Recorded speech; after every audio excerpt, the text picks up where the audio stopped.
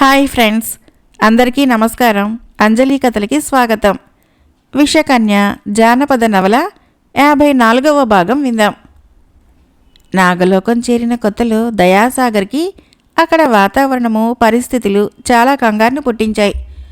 ఉన్నట్లుండి పాములు కన్నెలుగాను కన్నెలు పాములుగాను మారిపోవటము, ఎటు విన్నా మైకం కలిగించే నాగస్వరాలు వినిపించటము, తానెన్నడూ కనీ విని ఎరుగని పుష్పోద్యానవనములు, వాటన్నింటినీ చూసి ఒక్కొక్కప్పుడు అమితానందాన్ని పొందేవాడు. మరొకప్పుడు భయంతో గజగజ వణికిపోయేవాడు. అతని పరిస్థితిని గమనించి మందాకిని వీలైనంత వరకు అతన్ని అంటి ఉంటూ అతనికి తమ లోకం అలవాటయ్యేందుకు ప్రయత్నిస్తూ ఉండేది. చిరకాలానికి తిరిగి తమ లోకంలోకి చేరుకున్నందువలన మదనరేఖ ముఖ్య రాజకార్య వ్యవహారాల్లో నిమగ్నురాలై ఉన్న సమయంలో మందాకినికి కూడా తీరికలేదు. దయాసాగరు ఒంటరిగా ఒక పుష్పోద్యానవనంలో దారి తప్పి ఎటుపోవాలో తెలియక తికమకలు పడుతూ, ఈ లోకమంతా ఏదో అయోమయంగా ఉంది, ఈ లోకంలో నుంచి నరలోకానికి మార్గమేటో, నన్ను నాగసుందరి వగైరాలు ఇక్కడికి ఎలా తీసుకువచ్చారో ఏమీ అర్థం కావటం లేదు. నిద్రలో అక్కడ బయలుదేరానని, మేల్కొని కళ్ళు విప్పేసరికి ఇక్కడికి చేరానని మాత్రం తెలిసింది. ఇప్పుడు ఈ ఉద్యానవనంలో చిక్కిపోయాను, ఏం దారి? ఇట్టే వస్తానని చెప్పి మందాకిని నన్నిక్కడ ఒంటరిగా వదిలిపోయింది. ఎంతకు రాదు, కొంటెపిల్ల. ఏం చేసేది? నేనిక్కడ దారి తప్పి తికమకలు పడుతున్నానని తెలిస్తే నవ్వుతుంది. నవ్వుతే నాకు పోయిందేమీ లేదు గాని ముందర ఈ వనం దాటి బయటపడే దారేది? ప్రతి మార్గము ఒకేలాగా ఉంది. అర్ధచంద్రాకృతులతో ఉన్న ఈ పొదరిండ్లు దూరి వచ్చాము. తిరిగి వాటిల్లో నుంచే బయటికి పోదామంటే అన్ని పొదరిళ్ళు ఒకే ఆకృతిలో ఉన్నాయి కదా, ఎందులో నుంచి దూరిపోవాలి? ఒక్కొక్క పొదరిల్లు దూరి చూద్దామంటే అని తనలో నిశ్చయించుకున్న దయాసాగరు ముందు అర్ధచంద్రాకృతిలో ఉన్న ఒక పొదరింటి గుండా పోయి చూడగా అక్కడ అదంతా జలమయమై ఉన్నందుకు తెలబోయాడు. అది ఒక సరస్సు. రంగురంగుల కలువ పువ్వులతో నిండి అతి మనోహరంగా ఉన్నప్పటికీ దారి కానక తిప్పలు పడుతూ ఉండే అతనికి ఆ సరస్సు గాని అందులోని పువ్వులు గాని ఆనందమును కలిగించలేకపోయాయి. వెంటనే యువతలకొచ్చి మరొక పొదరింటి గుండా వెలుపలకు పోబోయాడు. అక్కడ కొన్ని నాగుబాములు పడగలు విప్పుకొని మనోహర నాట్యములు సలుపుతుంటే భయంతో కెవ్వున అరిచి యువతల పడ్డాడతను. మరికొంతసేపటికి జారిపోయిన ధైర్యాన్ని కూడగట్టుకొని మెల్లగా మరి ఒక పొదరింటి గుండా పోయి చూసేటప్పటికీ అది కమ్మని వాసనలు విరజుమ్ముతున్న మొగలి తోటగా గుర్తించి ఆ పరిమళ గంధాలను ఆగ్రహిస్తూ తన్మయుడైతున్న సమయంలో ఎక్కడి నుంచో వచ్చిన మృదుమధుర గానము అతనికి మరింత కైపును కలిగించింది. నరులు లేరు, నాగులు లేవు. నాగస్వరం మాత్రము విరామం లేకుండా వినబడుతున్నందుకు అతడు విభ్రాంతుడై ఆ అమరగానంతో అన్నీ మరిచిపోయాడు.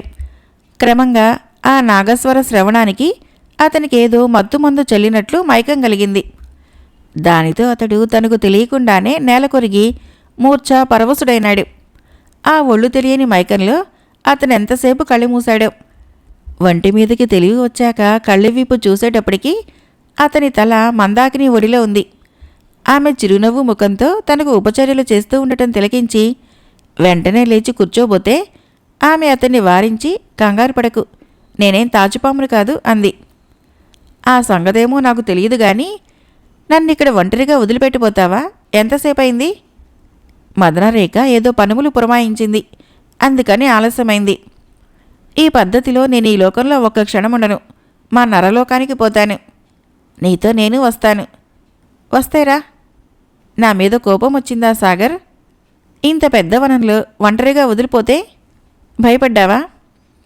ఆహాహా, నాకేం భయం. నేను పాతాళ గృహంలో సప్తద్వారాలు దాటి కపాల కామినిని సంహరించిన ధీరుణ్ణి, నీకు తెలీదా? అవునవును, నాకన్నీ తెలుసు. మీ నాయనగారి పేరు చెప్పుకోవడంతోనే నీ ధీరత్వము, నీ వీరత్వము అవసరం లేకుండానే అన్ని పనులు జరిగిపోయాయి అన్న మందాకిని మాటలు వినగానే దయాసాగర్కి ఆమెకు ఆ సంగతులన్నీ ఎలా తెలిసాయా అని ఆశ్చర్యపోయాడు. మందాకిని విరగబడి నవ్వుతూ, ఆ గుహలోనే ఒక తమాషా అద్దం ఉంది. ఆ అద్దంలో నువ్వు పాతాళ మందిరంలో చేసిన ఘనకార్యాలన్నీ మేము చూశాము. ఆ అద్దాన్ని నేనెప్పుడు చూడలేదే. నువ్వు తిరిగి వచ్చేటప్పటికి ఆ అద్దం బద్దలైపోయింది. అయితే పాతాళ కామినిని సంహరించడంలో నా ధైర్య సాహసాలేమీ లేవంటావా? అబ్బెబ్బే, అలా అని ఎవరంటారు గాని నువ్వు చీటికి మాటికి నరలోకానికి పోతానని బెదిరిస్తుంటావు. ఈసారి కనుక అలా బెదిరించావంటే ఏం చేస్తానో తెలుసా? ఏం చేస్తావు? నిన్ను నాగుపాముగా మార్చేసి నా మెడలో ధరిస్తాను. కొంపదీసి నిజంగా అటువంటి పని మాత్రం చెయ్యకు. అయితే నేను అడిగిన దానికి నిజం చెబుతావా? తప్పకుండా చెబుతాను. నువ్వెవరిని ప్రేమిస్తున్నావు? నన్నెవరు ప్రేమిస్తున్నారో ముందు చెప్పు. అదుగో, అడిగిన దానికి జవాబు చెప్పకుండా అడ్డు ప్రశ్నలు వేశావంటే ఇప్పుడే నిన్ను నాగుపాముగా. ఆహాహా, వద్దొద్దు, నిజం చెబుతాను. అయితే చెప్పు, నీకెవరిని పెళ్లి చేసుకోవాలని ఉంది? మందాకినినా, మదనరేఖనా? మందాకిని. ఆహా, కాదు కాదు, మదనరేఖని. లేదు లేదు, ఇద్దరిని. అలా తికమక్కలు పడతావెందుకు? సరిగ్గా చెప్పలేవు. మొదట ఒకళ్ళని చేసుకోవాలనుకున్నా, తర్వాత ఇద్దరిని చేసుకోవాలనుకున్నా, ఆ తర్వాత ముగ్గురునా? లేదు మందాకిని, ఆ తర్వాత అప్సరసలు వచ్చినా నిరాకరిస్తాను. ఖాయమేనా? ముమ్మాటికి ఖాయమే. మదనరేఖ రాణి కదా, ఒకవేళ ఆమె అందుకు అంగీకరించకపోతే అంగీకరించవలసిందని గడ్డం పట్టుకుని బ్రతిమలాడతాను. మదనరేఖ చాలా మంచిది, ఒప్పుకుంటుంది, నాకు తెలుసు అని దయాసాగరుడు అంటున్న మాటలోనే ఏమే మందాకిని ఎక్కడే అన్న మదనరేఖ గొంతుగా వినిపించటం వలన మందాకిని, దయాసాగర్లు తొట్రుపాటుతో లేచి ఇద్దరూ చెరొక వైపున నిల్చున్నారు. కంగారు పడకండి, మీ సంగతంతా కనిపెట్టాను. పొంచి ఉండి మీ మాటలన్నీ విన్నాను. అందుకు మందాకిని ముఖము మరింత వెలవెలబోయింది. కానీ దయాసాగరుడు మాత్రము గోరంతైనా జంకకుండా అయితే మా శ్రమ చాలా భాగం తగ్గిందన్నమాట అన్నాడు. మీ శ్రమే కాదు, నా హృదయం కూడా తేలికపడింది అని మదనరేఖ కూడా భావయుక్తంగానే అంది. మందాకినికి మాత్రము మనసులో బెదిరి ఇంకా పోలేదు. పిచ్చిదానా, ఎందుకే బెదురు అంటూ మదనరేఖ ఆమెను దగ్గరగా తీసుకొని కురులు సవరిస్తూ, నీ బెదురు పోయే కాలం సమీపించిందిలే, నాన్నగారి దగ్గరికి రా, అంతా చెబుతాను అని తిరిగి మందాకిని బెదురు పోగొట్టాలని అన్న మాట ఆమె బెదురును మరింత ఎక్కువ చేసింది. ఆ విషయం గమనించుకోలేని మదనరేఖ మందాకిని తనతో తీసుకుని పోతుంటే, ఏయ్, నన్ను తిరిగి ఈ వనంలో ఒంటరిగా వదిలి మీరు పోతున్నారా అంటూ దయాసాగర్ కూడా వాళ్ళ వెంటబడ్డాడు. మందాకిని, మదనరేఖ అతని భయానికి తమలో తాము నవ్వుకుంటూ అతడొచ్చి తమను కలుసుకునేదాకా వేచి ఉండి ఆ తర్వాత ముగ్గురూ కలిసి వెళ్లారు. ఆ ముగ్గురి ఆంతర్యాలకు ఏకసూత్రంతో 3 ముళ్ళు ఏనాడో పడ్డాయి. కానీ అవి బహిర్గతమయ్యే శుభముహూర్తం ఇంకా రాలేదు. ఎంతకాలానికి తిరిగి మనము మన నగరాభిముఖంగా రాగలుగుతున్నాము? ఇప్పటికైనా ఇటువంటి అదృష్టం కలిగినందుకు సంతోషించబడాలి కదా. సంతోషంలోనూ ఇది తక్కువ సంతోషం కాదు. నాకిప్పుడు కేవలము స్వర్గాధిపత్యమే అబ్బినట్లుంది. ఎన్ని కష్టాలు పడ్డా కొసకు నా ప్రియుణ్ణి నేను పొందగలిగాను. మణిమేకల అంటే సామాన్యమా? కృష్ణశర్మగారంటే మణిమేకలను మించిన వారే కదా. లేకుంటే వారు అసాధారణమైన నా ప్రశ్నలకు బదులు చెప్పడం ఎలా జరుగుతుంది? ఎందరూ రాజకుమారులో సాధించలేని కార్యాన్ని సాధించారు కదా. మా తండ్రిగారు ఇప్పుడు తలవని తలంపుగా మనల్ని చూసి ఎంత మురిసిపోతారు. భోగపుర సామీప్యానికి వచ్చామనుకుంటాను. అవిగో కోట బురుజులు, ఆలయ గోపురాలు కనిపిస్తున్నాయి కదా అని మణిమేకల, కృష్ణశర్మలు క్రమంగా ప్రయాణములు సలిపి మార్గమధ్యములందు తమకు ఉపకారము చేసిన వారందరినీ అక్కడక్కడా కలుసుకుంటూ ఆయా మునుల దీవెనలు పొందుతూ పవిత్ర జలాశయములందు జలకాలాడుతూ అక్కడక్కడా కనిపించే వింతలను తిలకించుకుంటూ ఆ తర్వాత ఆకాశ గమనం చేసి భోగపుర సామీప్యానికి వచ్చి చేరుతూ ఉండగా వారికక్కడ ఆకాశం చిల్లులు పడేటట్లు రణభేరి మ్రోతలు, కొండలు బ్రద్దలయ్యేటట్లు యుద్ధనాదములు వినిపించడం మొదలుపెట్టాయి. వాటిని ఆలకించి ఇద్దరూ భయకంపితులైనారు. ఆ రణభేరి మ్రోతలేమిటి? ఎక్కడో యుద్ధం జరుగుతున్నట్లుంది. ఎక్కడో ఏమిటి? మనం ఇప్పుడు మా భోగపురం సరిహద్దుల్లోనే ఉన్నాము. అయితే అక్కడ యుద్ధ కారణం ఏముంటుంది? అదే నాకు అర్థం కావటం లేదు. ఎవరు ఎవరితో యుద్ధం చేస్తున్నారో ఎందుకో. త్వరగా ముందుకు పోయి చూద్దాం అని కృష్ణశర్మ అన్నాడు. ఆ ఇద్దరూ మేఘమండలం గుండా మరికొంతకాలం ముందుకు వచ్చి భూభాగంలోకి తొంగి చూశారు. నేననుకున్నట్లు అవన్నీ సైనిక దళాలే. బారులు తీర్చి రణభేరులు మ్రోగించుకుంటూ అశ్వారోహులై కొందరు కాలినడకన, కొందరు మన భోగపురంలోకే ప్రవేశిస్తున్నారు చూడు అని మణిమేకల కంగారు పడుతూ అనగా, అవును, ఏవో శత్రుసేనలు భోగపురాన్ని ముట్టడించాయి అన్నాడు కృష్ణశర్మ.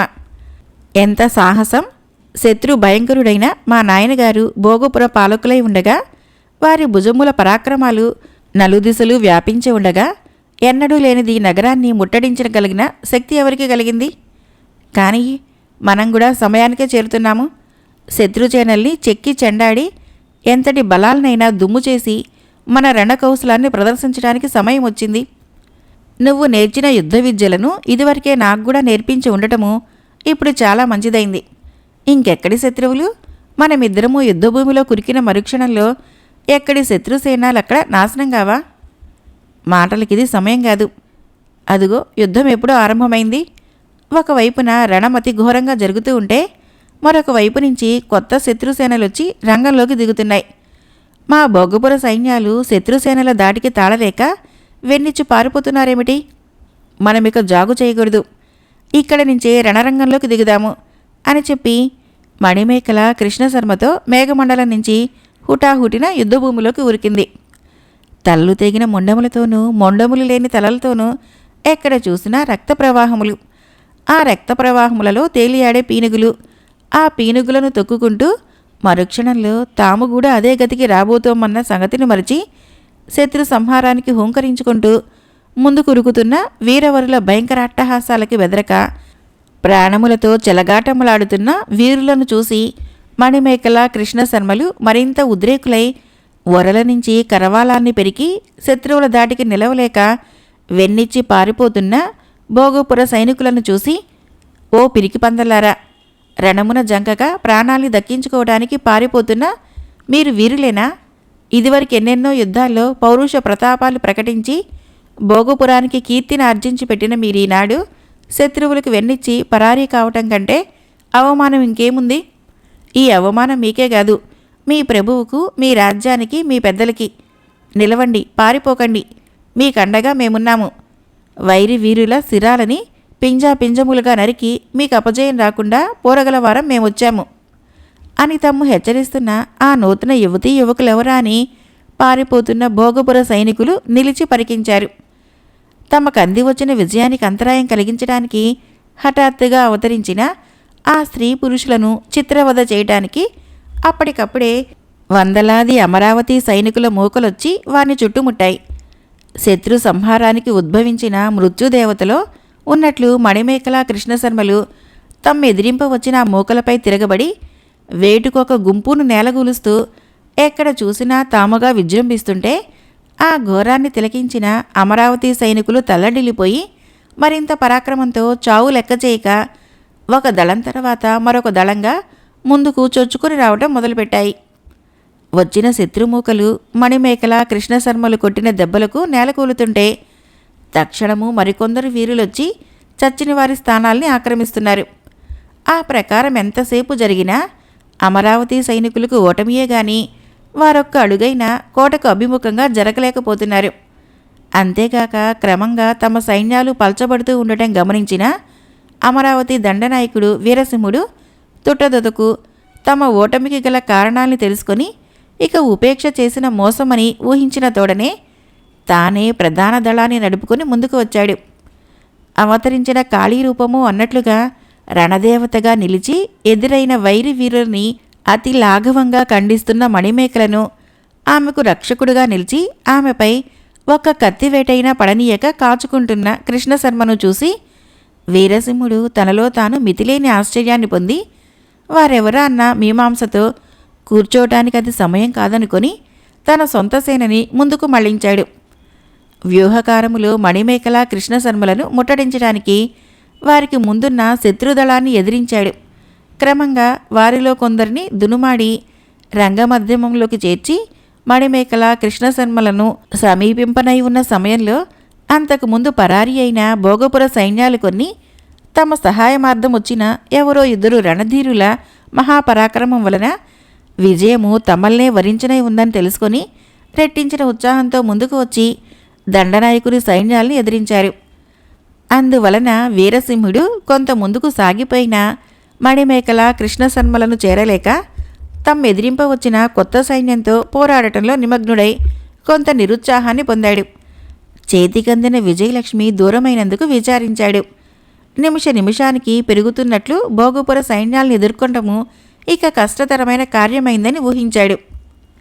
3 రోజులు ఆ ప్రకారము ఉభయ పక్షాలకి ఘోర యుద్ధం జరిగింది.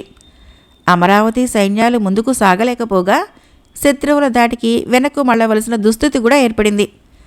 అది గమనించిన దండనాయకుడు ఉపేక్ష చేసిన ఓటమి ఖాయమని గుర్తించి కోట రక్షణకి ఏర్పరచబడిన బలములతో అధిక సంఖ్యాకులు గల సైనిక దళాలని తరలించుకొని తామే స్వయంగా రణరంగాన్ని చేరవలసిన అవసరం కలిగిందని, వెంటనే అటు జరిగించని ఎడల ఓటమి ఖాయమని అమరావతి కోట సంరక్షులుగా ఉన్న కాంచనమాల విష్ణుశర్మలకు అత్యవసర వార్తని అందజేయవలసిందని వీరసింహుడు ఒక విశ్వాసపాత్రుడైన యుద్ధభటుణ్ణి అమరావతి వైపుకు పరిగెత్తించాడు. అంతవరకు ఎప్పటి యుద్ధ వార్తల్ని అప్పుడు అందుకుంటూ ఉన్న కాంచనమాల విష్ణుశర్మలు తమ దండనాయకుడు పంపిన కొస వర్తమానాన్ని అందుకున్న మరుక్షణంలో కొద్దిపాటి సైన్యాన్ని మాత్రము కోట రక్షణకు నియమించి మిగిలిన దళాలతో త్వరితగతిన భోగపురాభిముఖంగా పయనం సాగించారు. అశ్వారోహుడై ముందర విష్ణుశర్మ, ఆ వెనక కాంచనమాల మంజరిలు కవచ ఖడ్గదారులైన చెరియొక అశ్వాన్ని అధిరోహించి పరుగులపై ప్రయాణాన్ని సాగిస్తుంటే తరగతి వారీలుగా సైనిక దళాలు వారిని అనుసరిస్తున్నాయి. వారందరూ కొద్ది సమయంలోనే భోగపుర సమీపానికి పోయి చేరారు. కనుచూపు దూరంలో జరుగుతున్న మహాసంగ్రామాన్ని తిలకించిన విష్ణుశర్మ క్షణకాలము తన గుర్రాన్ని ఆపజేశాడు. తోడని అనుచర బృందాలని కూడా నిలిపించాడు. విష్ణుశర్మ తన గుర్రాన్ని వెనక్కి మళ్లించాడు. కాంచనమాలాదులు తెల్లబోయారు. అతడా భయంకర యుద్ధరంగాన్ని తిలకించిన తోడనే భీతుడై వెనక్కు మళుతున్నాడని అందరూ అనుకున్నారు. అతని ధైర్య సాహసాదులను స్వయంగా తెలుసుకుని ఉండి కూడా కాంచనమాల సహితము అనుమానపడింది. అదేమిటి, గుర్రాన్ని మళ్లించారెందుకు? నిస్సహాయులైన మన సైనిక దళాలు వెన్నిచ్చి పారనై ఉన్న అదనులో మనము యుద్ధరంగాన్ని చేరి కూడా ఇలా వెనక్కి మళ్ళటమేమిటి అని ఆమె అడిగిన దానికి విష్ణుశర్మ బదులు చెప్పకుండా తన గుర్రాన్ని అదిలించి పరిగెత్తించాడు. సైనిక సారథిగా ఉన్న అతనికి ఎదురు రావటము నీతి కాదు గనక కాంచనమాల సర్వ సైనిక దళాలు సహితము అతడినే అనుసరించాయి. కానీ అతని గమ్యస్థానమేమిటో ఆదర్శమేమిటో ఎవరికీ తెలియదు. కొద్దిసేపటికి అతను ఒక కొండ మార్గం వైపు దారితీశాడు. సైనిక దళాలు కూడా అతన్ని అనుసరించి క్రమంగా మరికొంతసేపటికి ఆ కొండలు దాటాయి. కాంచనమాలాదులు అప్పటికతని అభిప్రాయం ఏంటో బోధపడింది. ఎదురుగా కనపడుతున్న భోగపురపు కోటను చూడగానే ఎల్లరి హృదయాలు ఆనందోద్రేకాలతో ఉప్పొంగాయి. మరో మార్గం గుండా వచ్చి ఏకాఏకిన కోటను ముట్టడించడం అతని భావమని తెలిసిపోయింది. అతని యుక్తిని కాంచనమాల తనలో తానెంతైనా అభినందించింది. యుద్ధరంగం చేయనవసరం లేకుండా అక్కడ యుద్ధం అక్కడ జరుగుతూ ఉండగానే కాంచనమాల సైన్యాలు విష్ణుశర్మ నాయకత్వాన మారుత్రోవన వచ్చి శంభునాథుని కోటను ముట్టడించాయి. క్షణం క్రితం వరకు విజయం తమదేనని, అమరావతి సైన్యాలు వెనక్కి మళనై ఉన్నాయని వార్తలను అందుకున్న శంభునాథుడు హఠాత్తుగా శత్రుసేనలు వచ్చి తమ కోటను ముట్టడించడం చూసి విభ్రాంతుడైనాడు. మితమైన సైన్యాలు పెట్టుకొని గెలుపు తమదేనన్న ధీమాతో ఉన్న అతను తక్షణము స్వయంగా ఖడ్గాన్ని పట్టి కోటను సంరక్షించుకోవలసిన అవసరం వచ్చింది. యుద్ధభూమిలోని తమ సైన్యాలన్నీ ఏమైనట్లు? వీరాది వీరులైన సైన్యాధిపతులందరూ ఏం చేస్తున్నట్లు? అర్థంగాని సందిగ్ధావస్థలో ఉండి కూడా కోట రక్షణ మున్ముందు జరగవలసిన పని కాబట్టి రక్షణ సైన్యాలని ఆయుత్తపరిచి ముందుకు పంపి తాను కూడా వారి వెనువెంటనే మరికొన్ని దళాలతో శత్రుసేనల్ని ఎదుర్కొన్నాడు. కోట ముఖద్వారం ముట్టడించిన శత్రువీరులను వెనక్కి మళ్లించడానికి తన సర్వశక్తుల్ని వినియోగిస్తున్నాడు. అప్పటి శత్రుసేనుల తీవ్రమైన పోరాటము వారి యుద్ధ నైపుణ్యాన్ని తిలకించి అమరావతిలో అటువంటి సమర్థత గల సైనిక దళాలున్నాయని అప్పుడు మాత్రమే అర్థం చేసుకున్నాడు. తొలిసారి తాను అమరావతి సేనల్ని ఓడించి అమరేంద్రుణ్ణి బందీగా పట్టుకున్నప్పుడు ఈ సేనలు యుద్ధ నైపుణ్యాన్ని బల పరాక్రమాల్ని కనిపించలేదేమిటి అని ఆశ్చర్యపోయాడు. అప్పుడంత అవలీలగా జయాన్ని సంపాదించిన శంభునాథుడిప్పుడు శత్రువుల పోరాటాన్ని తిలకించి అడుగడుక్కి విభ్రాంతుడైతున్నాడు. నిమిష నిమిషానికి తమ విజయాన్ని శంకించుకుంటున్నాడు. తాను తన సైన్యములు ఎంత పోరినా శత్రువీరులను వెనక్కి మళ్లించలేకపోవటాన్ని గమనించి నిలువున నీరైతున్నాడు. ఎన్నడూ అపజయమన్నది ఎరుగని తనకానాడు ఓటమి తప్పదని నిశ్చయం చేసుకున్నాడు అమరావతి సైన్యముల కంటే ఎన్నో రెట్లు అధిక సంఖ్యాకములు, అధిక బలపరాక్రములు గలవి. తమ సైనిక దళాలు ఏమైనవి అర్థం చేసుకోలేక తబ్బిబ్బు అవుతున్నాడు. 3 మాసములు పోరిన తరగని తమ వేలాది వీరులు 3 దినాలలో హతులైనారనుకోవటానికి అతనికి విశ్వాసం లేకుండా పోయింది. ఏది ఏమైనా కొసప్రాణం ఉన్నంత వరకు పోరి కోట శత్రువుల వశం కాకుండా కాపాడటమే తన కర్తవ్యం అనుకుని ఎప్పటికప్పుడు తన దళాలని హెచ్చరిస్తూ తాను మద్యం దిన మార్తాండుని వలె శత్రుమూకలను చెండాడుతూ ప్రాణములపై ఆశ వదులుకొని పోరాడుతున్నాడే కానీ అతని పోరాటం వలన అణుమాత్రమైన ప్రయోజనం కనిపించడం లేదు. శత్రుసేనల సంఖ్య క్రమంగా ఎక్కువై వారు వెనక్కి మరలకపోగా కోట వైపునికే చొచ్చుకొని రావటం గమనించాడు. మరికొద్ది క్షణాల్లో భోగపుర సామ్రాజ్యము దిగంత విశ్రాంతమైన తన కీర్తిని కోల్పోయి శత్రువుల హస్తగతం కాబోతుందన్న ఊహ మనసుకు తట్టగానే కోటబోయిన తను పగవానికి చెక్కకు మునిపే ఆత్మహత్య వల్ల ప్రాణం తీసుకొని ఆత్మగౌరవం దక్కించుకోవాలని చూస్తూ ఉండగా ఉన్నట్లుండి హఠాత్తుగా సేనల మధ్య పెద్ద కోలాహలం చెలరేగింది. ఆ కోలాహలము తన సేనల నుంచో పగ సేనల నుంచో అతనికి తెలియలేదు. వెనకవైపు నుంచి వచ్చి తమపై పడిన కొన్ని సైనిక దళాలను ఎదుర్కోవటానికి అంతవరకు తమతో పోరుతున్న అమరావతి సైన్యాలు వెనక్కు మళ్ళటంతోనే శంభునాథుడికి కొత్త ధైర్యం వచ్చింది. అతను ఆత్మహత్యా కార్యాలని విరమించుకొని ముందుకు ఉరికాడు. ఒకవైపు నుంచి శంభునాథుడి నాయకత్వంలో ఉన్న కొన్ని సైన్యాలు, మరొక వైపు నుంచి ప్రధాన దళాధిపతిచే నడిపించబడుతున్న మరికొన్ని సైన్యాలు వచ్చి పడటం వలన ఆ మధ్య అమరావతి సైన్యాలు అడకత్తెర వ్యూహంలో చిక్కుకొని గిజగిజ తన్నుకున్నాయి. దానిని బట్టి శంభునాథుడు విషయాన్ని అర్థం చేసుకున్నాడు.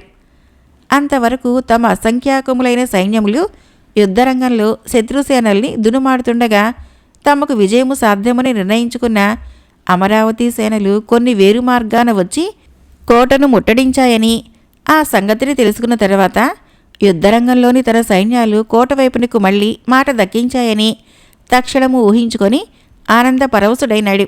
రెట్టించిన ఉత్సాహంతో ఇటు కొన్ని సేనలు లెక్కకు మిక్కుటమై మణిమేఖలాదులతో కూడుకున్న మరికొన్ని బలాలు అటువైపు వచ్చి మీదపడటం వలన మధ్యలో ఇరుక్కున్న అమరావతి సైన్యాల నిస్సహాయ స్థితిని గమనించిన దండనాయకుడు వీరసింహుడికి లాభం లేదని నిరాశ చెందాడు.